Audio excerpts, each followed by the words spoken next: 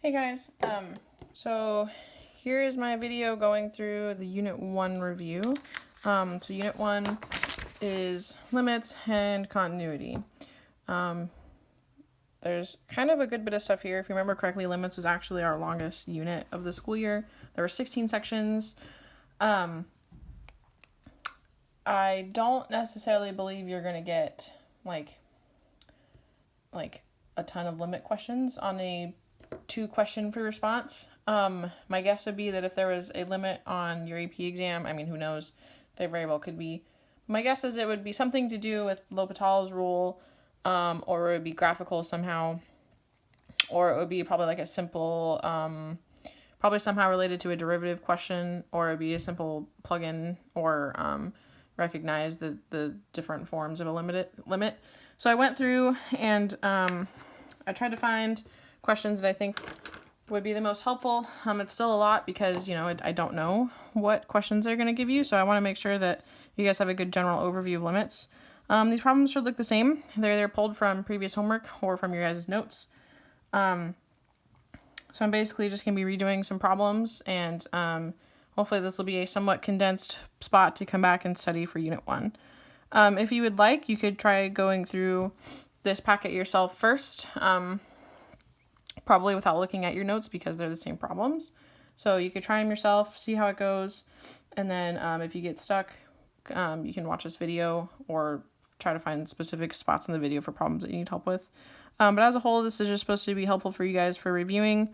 All right, so the initial lessons on limits were graphically. So this was a homework problem. Here's our graph, and they're asking us to find one-sided limits, the limit, and the output at that point. So the one-sided limits, the limit as x approaches 5 from the left. So, all right, well, let's approach 5 from the left. So 5 is right here. Also, my printed copies are kind of ugly because my printer's not working too well, and it's coming out in very strange colors. So I apologize for that. So here's 5. 5 from the left is approaching, I would say, 1. 5 from the right is approaching, I would say, 2. 3 from the left, let's see. Well, as you approach 3 from the left side, you're going on forever down this way, so I would call that negative infinity. Negative 1 from the left. Here's negative 1. From the left, you're approaching 1, 2, 3, 4. So as you approach negative 1, you're approaching 4 from the left. Oh, that's an infinity. And then negative 1 from the right is also 4.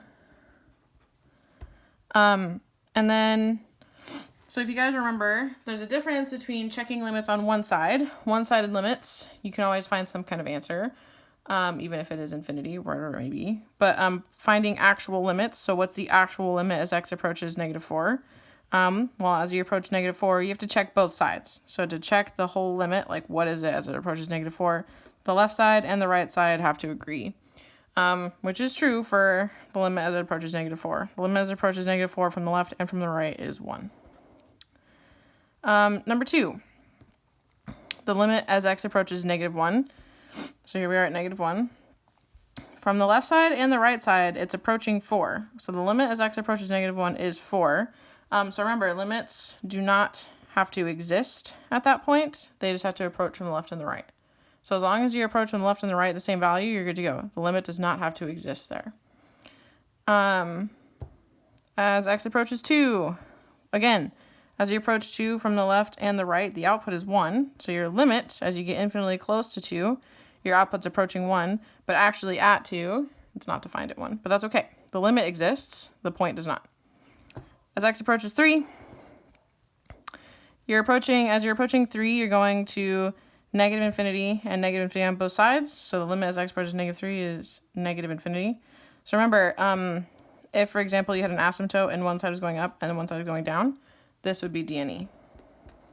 And then as x approaches 5, well, as you approach from the left, it's negative 1, and as you approach from the right, it's 2. They don't match. The left and the right do not match, so your limit is d and e.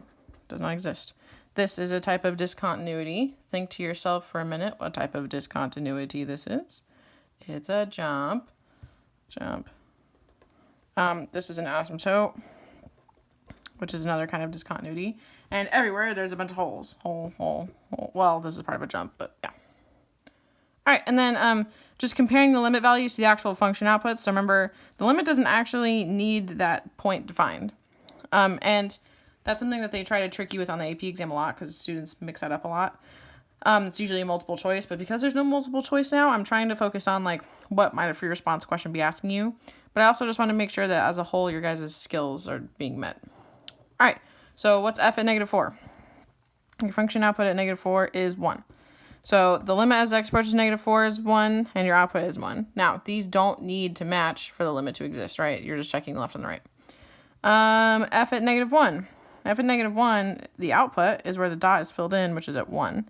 But if you look, the limit as you approach -1 is actually 4, because the left and the right side are approaching 4, but the dot is actually filled in at 1. They don't have to match.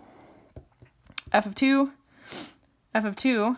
is, well, there's nothing. D&E. There's no dot anywhere else. 2 is not filled in. That's okay.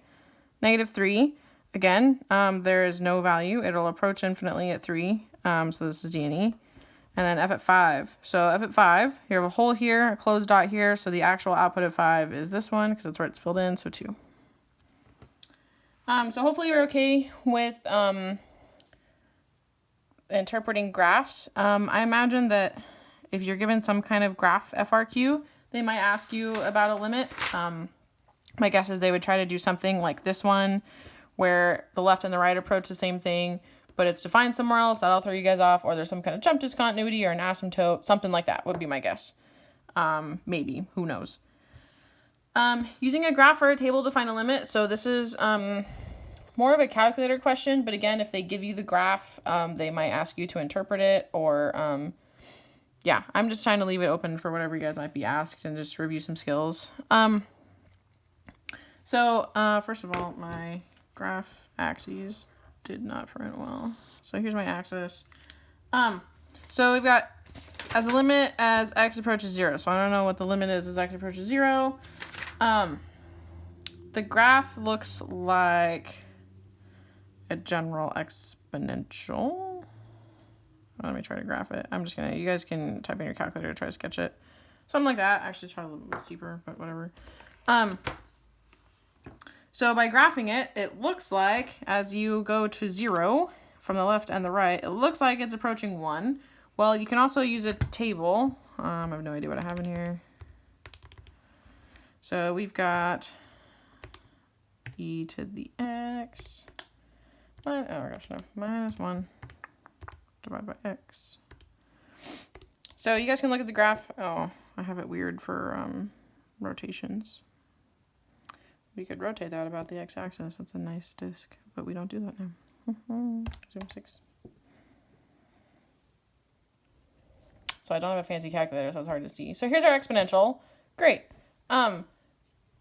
It looks like it's approaching where it's defined. So one thing you can do is just be like, okay, so I can calculate value. What is the value at 0? Oh no. Why does that happen? Well, you plug in 0, you get a 0 on the bottom. So it's undefined at 0. Oh no. Okay. So you can go to table, and you can check around for, what is it? X approaches 0. So you can type in 0.0. Oh, I don't have it set up anymore. Oh gosh. Table set. Ask. That's fine. All right, so I want to know really close to 0. So I'm going to do 0.1 and negative 0.1. Well, to me, that looks like it's approaching 1. If you want to get, you can go 0.0001 and negative 0.0001. Yeah, to me, that looks like it's approaching 1. So the limit as x approaches 0 would be 1. So this is how you can use a graph and a table to confirm your answer. Because the exam is now like non-calculator, I don't imagine that you would need to use a table. I just want you guys to feel comfortable that in case, I mean, who knows what's going to get thrown at you. All right, next up is 1 over x squared, which is a rational function. asymptotes, or sorry, my axes did not show up. Looks like this. And they want to know what's the limit as x approaches 0. Well, I think we've done enough with limits now that you guys probably know the answer to this. You check the left, you check the right. They're both going to infinity, positive, oh my gosh, positive infinity. So I would call that infinity, positive infinity. If you wanted to use your table to check, you could type in 1 divided by x squared, second table. And again, it's approaching 0, so I've got numbers really close to 0 in here. And it's calling this 100 and then a million and so on. So it's getting really big as you go on. So obviously if it's getting really big, it's going towards infinity. This one's fun. Absolute value of x over x as x approaches 0. So if you want, you can graph this. This is something that I would suggest using your calculator for because you probably don't know what that graph looks like off the top of your head. Y equals math number abs x divided by x. Well, well, well. Interesting. So remember, an absolute value function is a piecewise function with a positive version and a negative version. So one of these, so the negative version is the negative, so you have negative x over x. And then you have positive x over x. So one of them is -1, the other one is +1. So the graph are straight lines. And so you can ask yourself, well, as we approach 0, this side is approaching -1, this side is approaching 1. So your limit from the left and the right do not match. So your limit is d and e. All right, so this is everything I've got for graphing or interpreting graphs.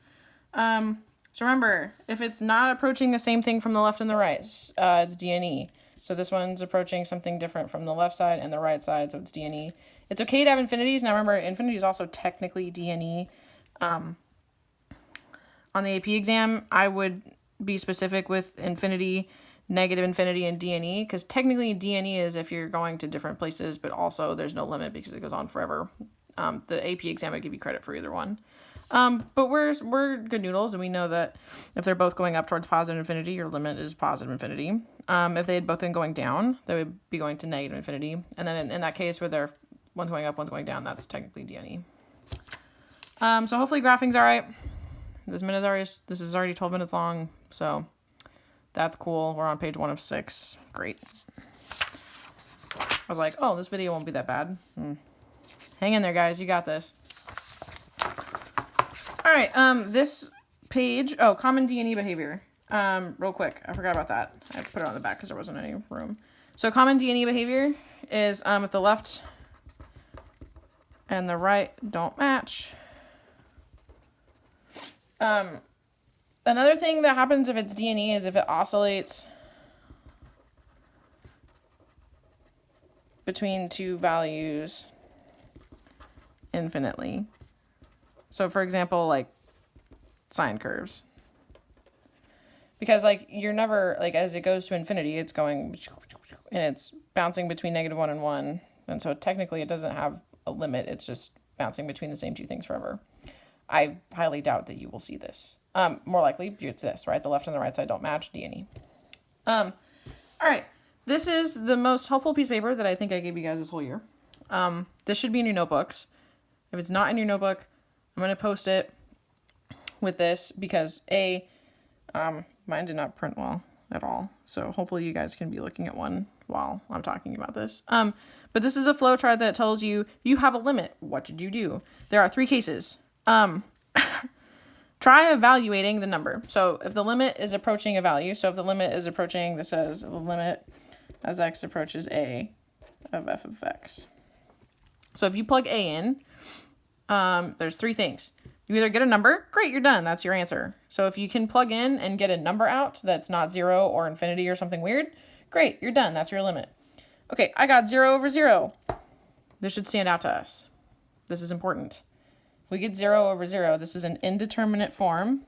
Indeterminate. If you have an indeterminate form, la hope L'Hopital. I can hear Emily yelling at me now for pronouncing that. It's the hospital without the S. If you have 0 over 0, L'Hopital, 100% of the time. I was going through all of our notes and our homework and stuff, and literally 90% of this unit, we could have done L'Hopital. Like, everything tricky. So down here, there's a list of things that, which is funny, because to start off, I remember being like, oh, don't apply L'Hopital's rule, because you don't know what that is, and we had to do everything else. So your options were factor and reduce, rationalize the denominator, trig identities, reason from a graph. We had all these tools to try to help us figure out what the limit would be. But now it's just like, nah, if you got 0 over 0, just take derivatives the top and bottom, like, until you get a number. Now, the only time that doesn't work is sometimes at trig functions. Trig functions, you'll get in a loop, like derivative sign is cosine, derivative cosine is negative sign. Sometimes the trig functions, you'll get stuck a little bit. But even then, a lot of times they work out. So 99% of the time, L'Hopital works. If not, you can try some of the other stuff. I don't imagine you guys are going to get tricky limits on every response question. So, and then if you get not 0 over 0, in our notes, I call that a number over 0, like any number that's not 0. So any number over 0 that's not 0. There's a vertical asymptote, so it's D and E, technically. So it's either positive infinity, negative infinity, or D and E. You can check using a table or graph. So how do you know if it's positive or negative? Well, like on the front, you just have to look around both sides. Like these ones went to positive infinity. If they were both down, it'd be negative infinity, or if they didn't match, it would be D and E. But yeah, so these are the three cases, you guys. For the most part, you get a number, you get 0 over 0, you get a number over 0. And so you get a number, great, you're done. You get 0 over 0, L'Hopital it till you get a number. Or if you get a number over 0, you're done. It's either positive infinity, negative infinity, or D and E. It might take you a second to figure out which one's which. When we talk about infinite limits in a little bit, so if you want to add this to your chart, if you have infinity over infinity, that's also indeterminate, and that's also L'Hopital. So if you're taking a limit as x approaches infinity, a lot of times you end up with infinity over infinity, and that's when you can L'Hopital. All right. So hopefully this helps. Hopefully you guys have this. This is like, when I found this handout in the AP stuff, I was like, oh yeah. This is your guys' best friend for limits. Yeah, all right. Let us keep going. So with that in mind, I put so many problems on this. With that in mind, let's try some limits. We know our three options. All right. The limit as x approaches -3 of x plus 4. Okay, well, the first thing you always try is we just try plugging in, right? So let's plug in. We get the limit as x approaches -3 of -3 plus 4 is equal to 1. Ta-da! We got a number. We're done. All right. The limit as x approaches pi. So you would have the limit as x approaches pi of pi times cosine of pi. What's cosine of pi? The x value of pi is -1. So you get negative pi. Apparently I don't trust myself enough, and I'm like, no, I want to check my answer. Yeah, I got negative pi. So these are the nice ones where it's like, sweet, I plugged into my limit and I got an answer. Yay, done. Let's keep going. Just some property review. Did I write down anything in my notes? No. Oh, I did. So if you have the limit of a function raised to a power, you can rewrite that as the limit as x approaches 4 of x squared plus 11, all once you're done, raised to the power of the 1/3. So you can take the cube root when you're done. So I'm going to plug 4 into this part. So then we get 16 plus 11 is 27. So then we get 27 to the 1/3, and the cube root of 27 is 3. Ta-da!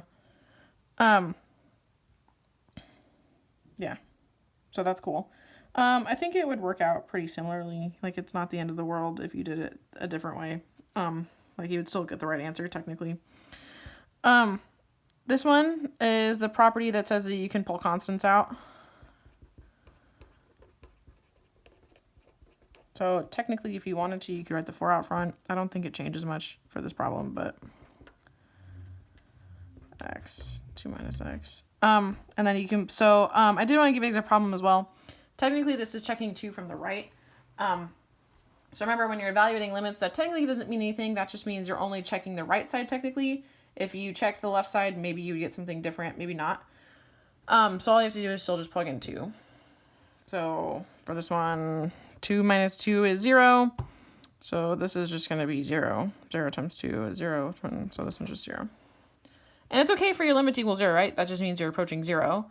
So some people sometimes are like, oh, what, my limit's 0? I'm like, yeah, that just means your left and your right side, or whatever. Your right side in this case is approaching 0. Cool. All right. What else do I have for you guys? Skipped composition limits. I don't think that they're going to give you a composition. Oh, yeah, these are a good time. So these are the ones where we started to talk about when we learn limits. If you plug in -2, you get problems. So if I just directly plug in -2, you get -2 squared plus 5 times -2 plus 6 over -2 squared minus 4. Okay. 4 minus 10 plus 6 is 0 over 4 minus 4 is 0. Oh no, we got 0 over 0. What should we do? We should use L'Hopital's rule.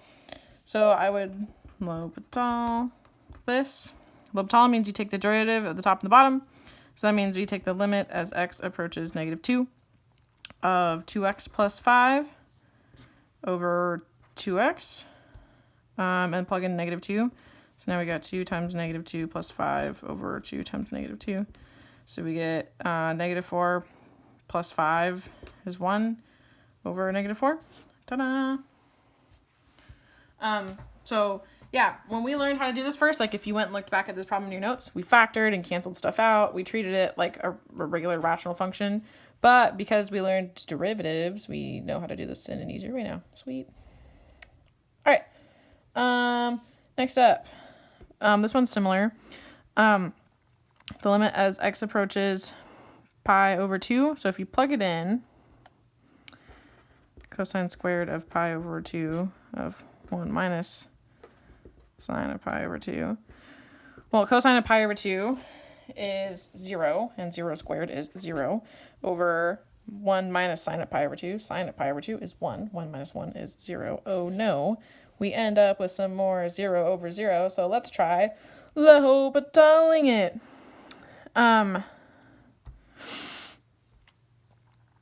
So we've got cosine theta, I'm going to write it squared over 1 minus sine theta.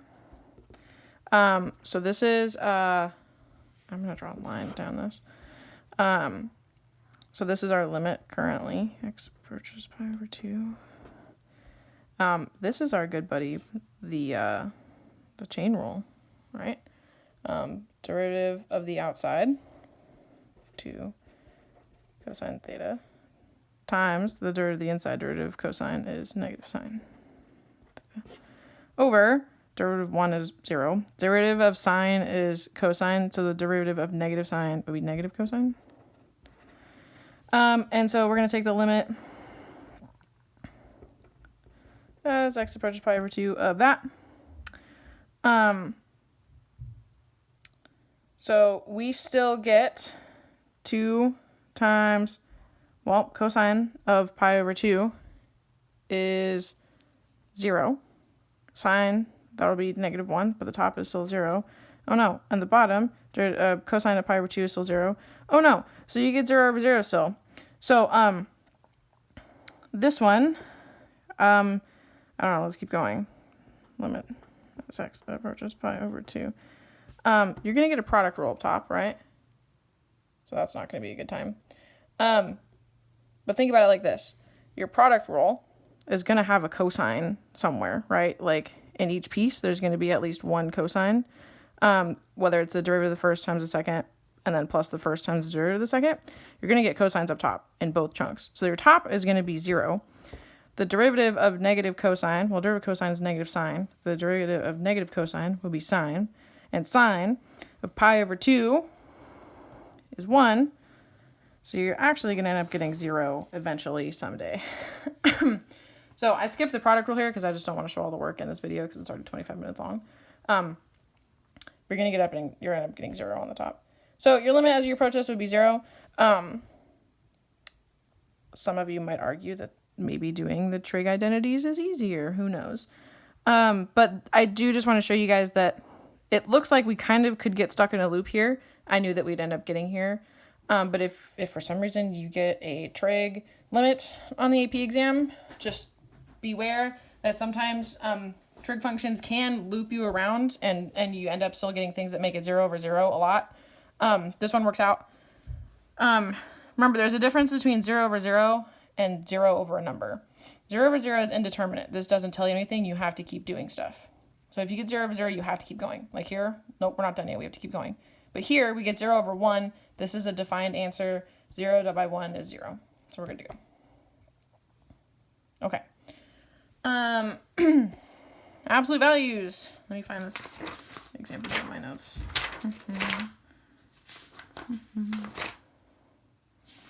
Trig functions. Buddies. Great.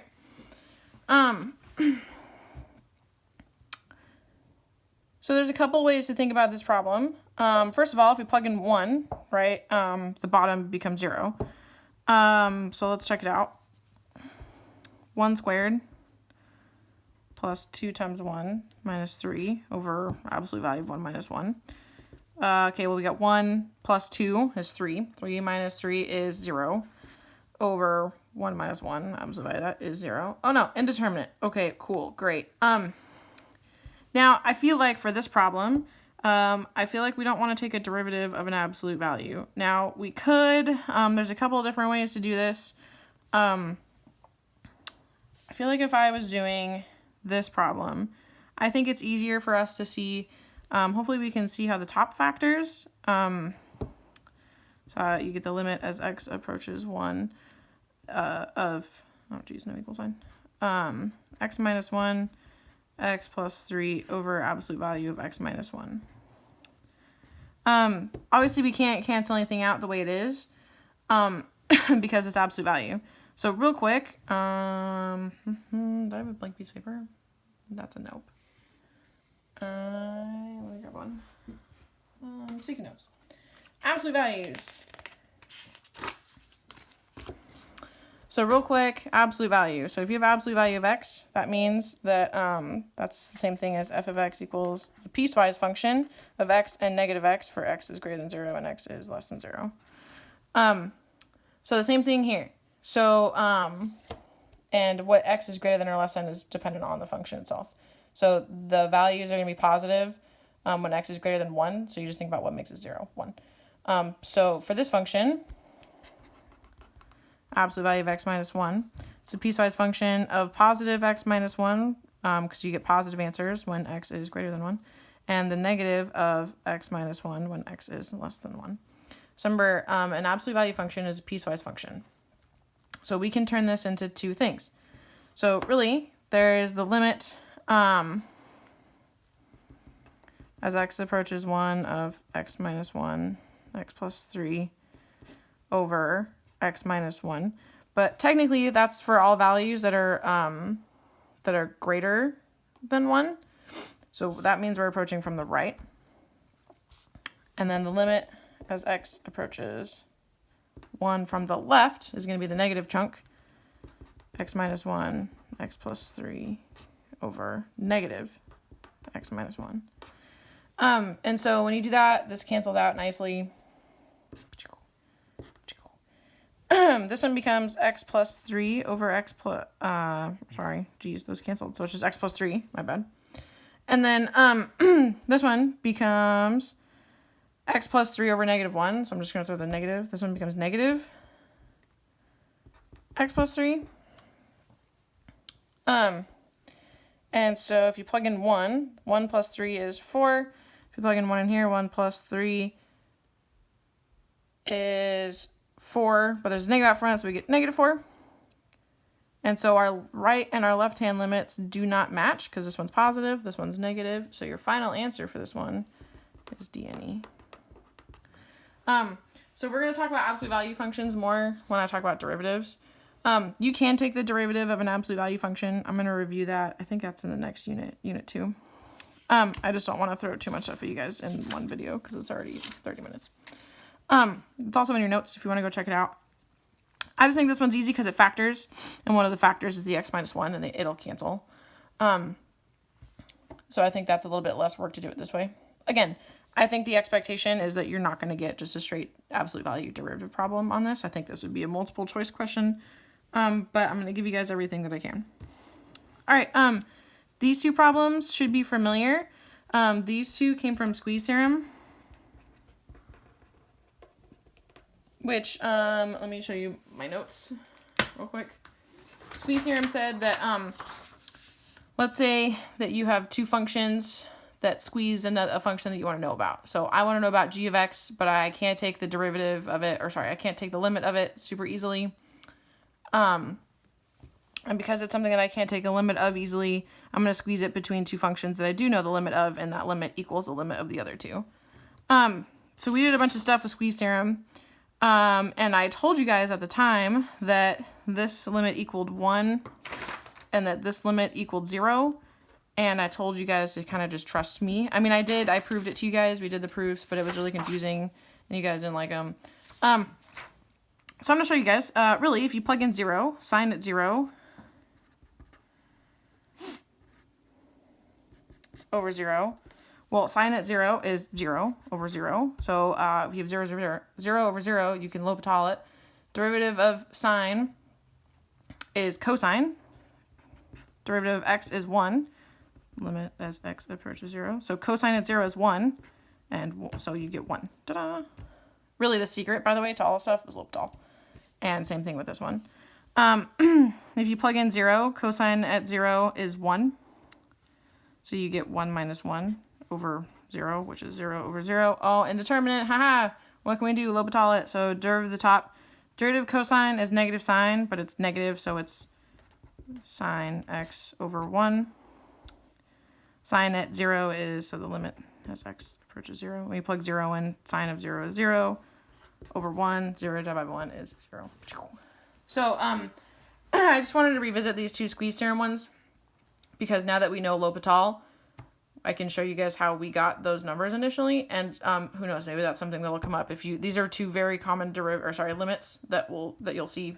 So I just want to show you guys that. And honestly, you probably would have just thought of them as squeeze theorem anyways, but L'Hopitals anyways because they were indeterminate. I'm just going to show you guys how that worked. All right. Next up, limits and limits at infinity. So these are limits that either equal, so limits, infinite limits are limits that as you go on forever, it approaches infinity, and limits at infinity is saying as x approaches infinity, you equal some number. Which ones did I pick first? Skipped continuity for now. So the definition of an infinite limit is basically what I just, you can't even see. A limit in which f of x increases or decreases without bound as it approaches. So, like, so as this one goes to negative infinity, as I go out this way, this is going down forever. So it doesn't ever stop. It goes to infinity, negative infinity technically. And as I go this way, this one goes without bound forever. Blah. Another way to think about it is our D&E situations. If you have an asymptote, if a function goes up forever and then down forever, whatever, this side, and we've already talked about a bunch of these, right? As you go up this way, this is going to positive infinity. Go down this way, this is negative infinity. So these are the two different things that infinite limits will talk about. So let's just try some of these. As x approaches 0 of 1 plus 1 over x squared. Why did I pick this one? All right. So the first trick, with a limit is you try plugging it in, right? So we get 1 plus 1 over 0. Okay. Well, hopefully you guys remember your handy dandy sheet. If you get a number over 0, then it's this case, right? It's either going to positive infinity, negative infinity, or D&E. If you graphed it, it'd be going to positive infinity. So 1 plus infinity is infinity plus 1. Infinity plus 1 is still infinity. Ta-da. The limit as x approaches 1 from the left. So we can plug in 1. So we get 1 squared is 1 plus 1 is 2. So we get 2 over cotangent of pi. Well, this is something that you can graph. Tangent is sine over cosine, so cotangent would be cosine over sine. Y equals cosine of pi x second pi x divided by sine of pi x. Graph. So cotangent is the one that has a bajillion asymptotes on it. And as you approach 1, so if you plug 1 in, it should be a positive infinity. It's one that goes to positive infinity. So the top is 2, the bottom is infinity. Well, 2 divided by infinity, so let's think about it like this. 2 is 2. Infinity is some huge massive number. If you're like, if it's 2 over some huge massive number, that's basically what number? 0.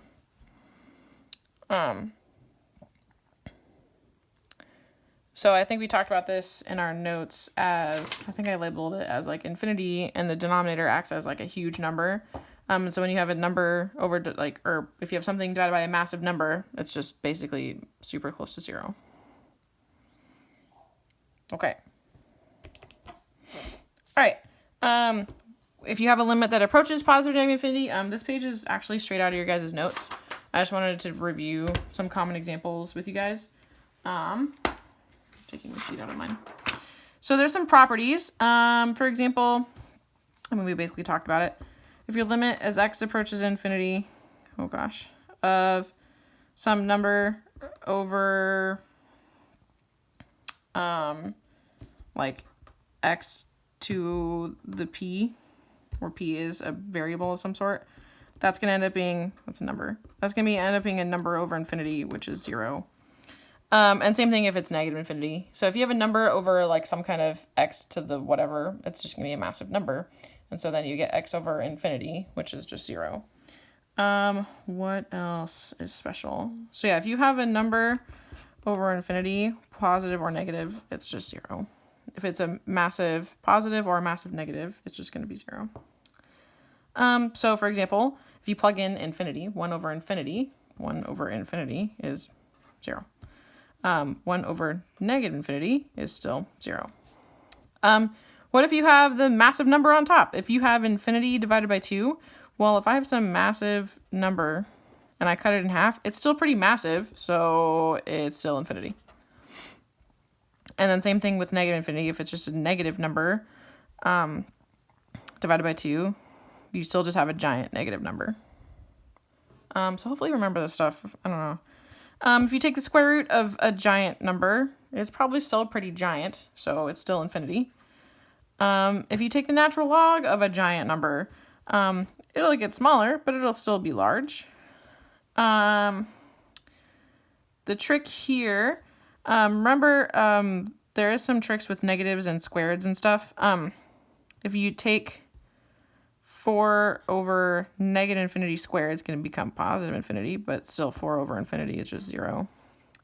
Square root of infinity is still a pretty big number, so negative 10 over a still large infinity is 0 because it's a number over a massive number. This one is one that I would argue that we should break up into 2 pieces. So the limit as x approaches infinity of 2 minus the limit as x approaches infinity of 3 over x. Well, the limit as x approaches infinity of 2 is 2. And then minus the limit as x approaches infinity of 3 over x. Well, 3 over infinity is basically 0. So 2 minus 0 is 2. Woo! You also could just think about it like 2 minus 0 is 2. You didn't have to break it up. I just want to show you guys a property. This is the special one, e to the x. Because think about, what does e to the x look like as a graph? It's an exponential. Well, as you go towards positive infinity, this way, this is positive infinity, it's going up forever towards infinity. But as you go towards negative infinity, it's approaching its asymptote, which is at 0. So as you approach negative infinity with e to the x, it equals 0. And as you approach positive infinity, it's positive infinity.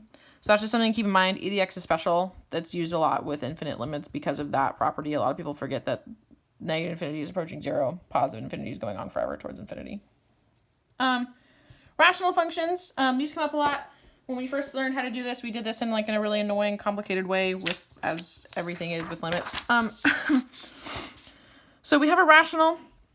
So remember, the thing is limits as you're approaching infinity. So as you're checking infinitely left and right, the thing that you are checking for is asymptotes, specifically horizontal asymptotes.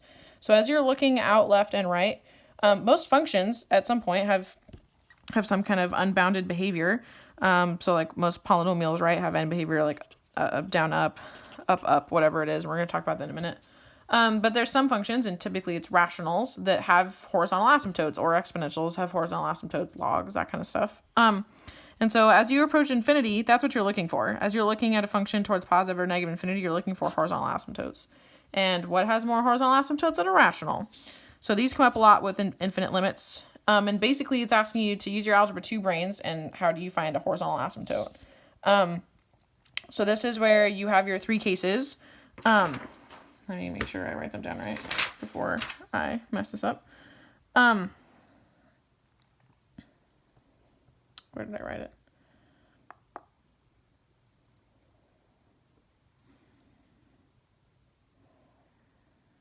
All right.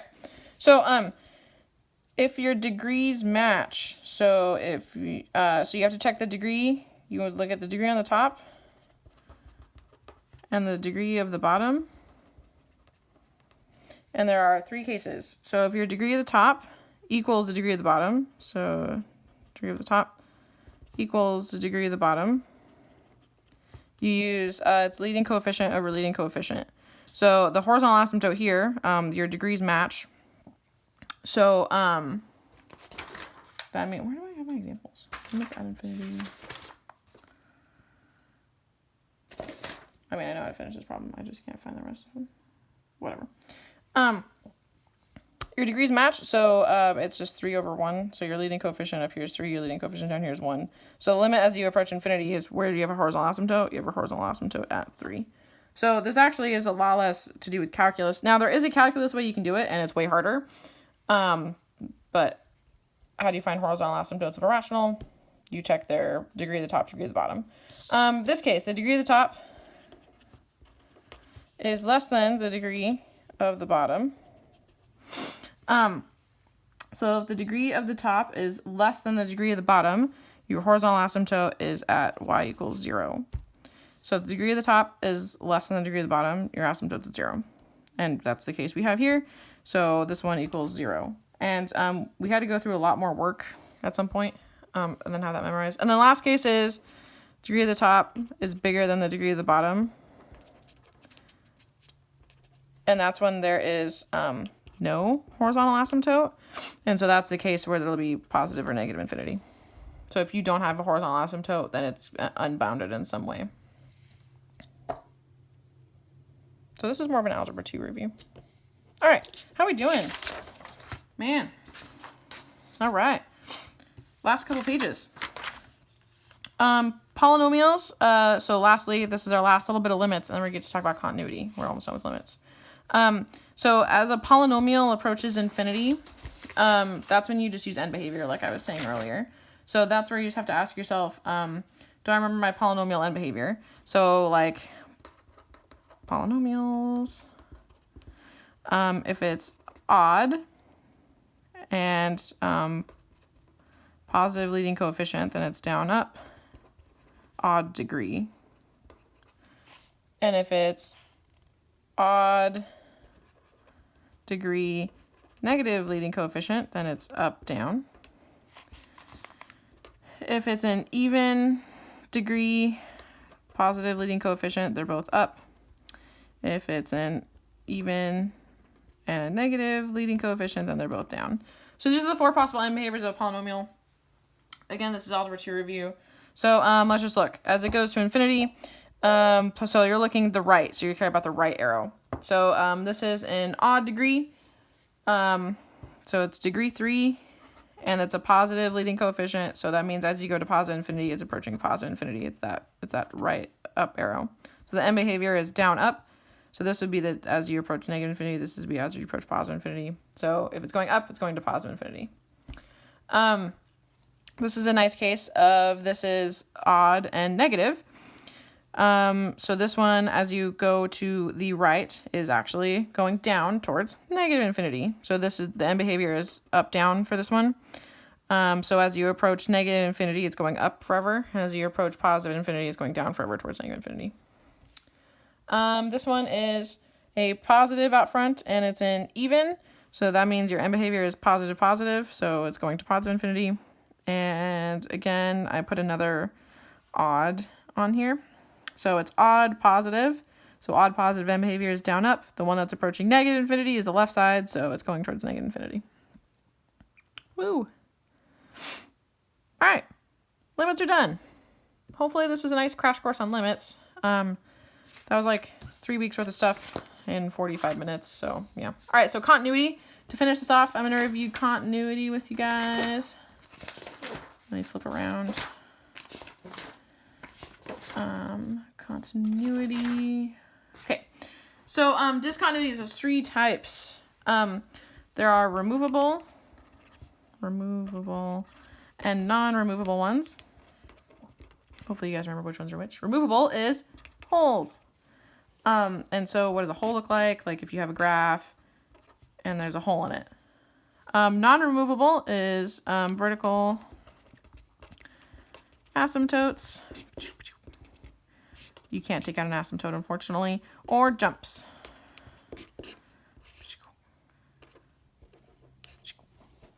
So those are the 3 types. Holes, vertical asymptotes, jumps. You can remove holes.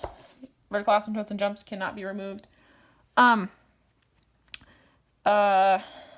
this might come up. I don't know. Who knows? Graphical interpretation. So that's, again, where that graphical interpretation comes up. So obviously the limit exists here, but it's not defined at that point. The limit actually here is D and E, but if they're both up, it'd be positive infinity, both down, negative infinity. The limit at jumps can never exist because it's different on the left and the right. It's defined at some point, though. Asymptotes are not defined. There's a lot of information you can gather from discontinuities. Checking for continuity. So I just wrote the theorem down. If f is continuous on f is continuous on closed interval AB, as long as it's continuous on AB, so if you know something about the domain, from the right at A and from the left at B. So as long as it's defined at your endpoints, you're good to go. So you're just asking yourself, is it continuous on, let's check this function on -2 to 2. So you're basically finding the limit on the endpoints and then asking yourself, is there anywhere on that interval that this is not defined? So you could graph it. Hopefully we know mostly about square root functions. -2. -2, if you plug -2 in, -2 squared is 4. 4 minus 4 is 0. And so the farthest left that you can go is -2. So with square root functions, remember the domain is always based on set equal to 0. And that's the farthest left you can go. If you go past that, then you're going to go into the imaginaries. And so actually that gives us -2. So we're probably chilling. So all you have to do is check the limit as x approaches your first one from the right. So my first one, my a value is -2 from the right. 4 minus x squared. And then the limit as x approaches 2 from the left of square root of 4 minus x squared. And you just plug them in. So this one gives you 0. And then the last thing we have to check is just check f at -2, and they have to match. So as long as your limit and your point are defined, then you're good to go. And then obviously we know that everywhere in between is continuous because we know hopefully about square root functions. F at -2, we just plugged it in, right? So it's 0. So they match. And then check the right endpoint. So again, you plug 2 in. 2 squared is 4. 4 minus 4 root is 0. So this is 0. And then f at 2 is also 0. So these match. So your endpoints are good to go. We know that the domain in between is good to go. So this is continuous. So the thing to check for is these didn't have to match, by the way. You need these 2 pieces to match together. So it's only not continuous if it's somewhere in the domain that you know is not continuous, like they throw you off a lot with rationals. like if it was a rational function, like over x, for example, 0 would not be defined here. So this would not be continuous. But they didn't give us that. I'm just giving that as an example. Removing discontinuities. You can remove discontinuities. So I just want to review checking continuity for a piecewise function. So you have to check the limit of all 3 pieces. Where did I do this problem? There it is. So you have to check the limit everywhere at 4. So the limit as x approaches 4 from the left, the limit as x approaches 4 from the right. Well, 4 from the left would be values less than, so 2x plus 3. From the right is values greater than, 5x minus 9. So just find those 2 limits. So you just plug in 2 times 4 is 8. 8 plus 3 is 11. 4 times 5 is 20, minus 9 is 11. Great, those match, which is awesome. So your limit exists at that point, but we're trying to check continuity. So if you're graphing this, I don't know, this is a line, 2x plus 3. So it looks something like this, right? One line's going that way, one line's going this way. And they're approaching the same value. They're both approaching 11 from the left and the right. But the problem is at that point, x equals 4 is defined down here at 9. Oh no, so it's not continuous. Because f at 4 is 9. And it doesn't match the other 2. So this is not continuous. But we could make it continuous if we redefined the point. What's the only issue? This. We check the left side, we check the right side. They both are 11, but actually at 4, it's defined at 9. There's a hole here, and it's defined at 9. So remember, to redefine functions, you need holes. We found a hole right here at 4. So we need f at 4 to equal 11. So you have to redefine this part of the function. Instead of it being 9 when x equals 4, redefine it to be 11 when x equals 4. And then we don't have the dot there. We actually have the dot here, and now it's continuous. Yay. Also, this makes a corner, so you can't take the derivative at this point, but whatever. All right. The last thing I want to talk about for this unit is the intermediate value theorem, which is, again, about continuity, and it's pretty straightforward. I typed it out. F is a function that is continuous on AB, so as long as you can prove continuity, so if it's continuous on a closed interval, so doing what we just did on the front, checking the left endpoint, checking the right endpoint, and knowing that it's continuous on its given interval based on the function. So if it's continuous on AB, such that A and B aren't the same endpoint, like it's more than just one point, A and B aren't, like there's space in between A and B. If there is some output n between f of A and f of B, there's at least one input value such that f of C equals that n value. And so the picture from your notes is this. So here is A, here is B, f of A, and f of B. And they're saying that the intermediate value theorem says that there has to exist some point C in the middle that equals n. And so this is just a helpful theorem. So use the intermediate value theorem to show that this has a 0 between 1 and 2. Well, so let's plug in. So let's find f of 1. F of 1 is, oh gosh, okay, 1 plus 1 minus 1 minus 2 is negative 1. And then f at 2, 8 plus 4 is 12. Minus 2 is 10. Minus 2 is 8. Woo! Mental mathin'. So f of 1 is negative 1. So my output at 1 is negative 1. My output at 2 is 8. So the intermediate value theorem says that if it's continuous, we know this is continuous because it's a polynomial. And hopefully we know that polynomials, the domain is all real numbers. And so we know it's continuous. Do I know what it looks like? I don't know, no. But the intermediate value theorem says that because it's continuous, and we know that there's a point from negative 1 to 8, that at some point in there, to get from negative 1 to 8, we had to pass through 0. So intermediate value theorem states there must exist some C such that f of C equals 0. All right, guys, so this is almost an hour. This is everything I've got for you guys from Unit 1. Hopefully this is helpful.